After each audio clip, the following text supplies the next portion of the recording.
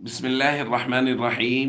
عن أبي هريرة رضي الله تعالى عنه قال قال رسول الله صلى الله تعالى عليه وسلم: من صام رمضان إيمانا واحتسابا غفر له ما تقدم من ذنبه. رواہ البخاری۔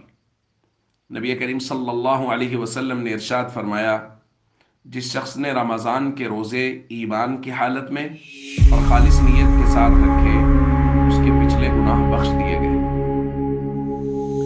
دوستو، رمضان المبارک میں اللہ رب العزت کی رحمت بندوں کی طرف بہت زیادہ متوجہ ہوتی ہے۔ غور فرمائیے کہ وہ کام جو ہم پر کرنا لازم ہے، روزے رکھنا فرض ہے، لازم ہے ہم پر، لیکن اس کام پر بھی اللہ رب العزت کی رحمت اس قدر متوجہ ہے کہ اعلان کر دیا گیا ہے کہ جو شخص بھی رمضان کے روزے رکھے گا، اس کے سابقہ گناہوں کو معاف کر دیا جائے گا۔ اور ایک مومن کے لیے یہی سب سے بڑی خوشخبری ہے کہ اس کے لیے کسی عمل پر یہ اعلان ہو جائے کہ یہ عمل کرنے کے بعد تمہارے سارے گناہ بخش دیے گئے۔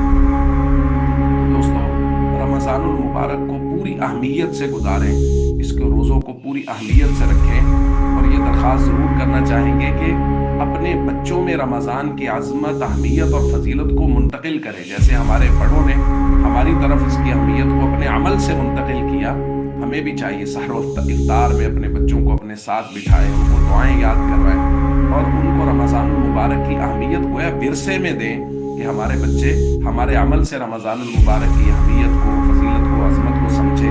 ہماری راتوں کی دعائیں، ہمارے نوافل، ہماری تہجد، ہماری تراویح، وہ ساری چیزیں ہمارے بچے دیکھیں تو ان کو ایک واضح فرق معلوم ہو عام دنوں میں اور رمضان المبارک کے معمولات میں۔ ہم سب کو چاہیے پوری امت کو اپنی دعاؤں میں یاد رکھیں۔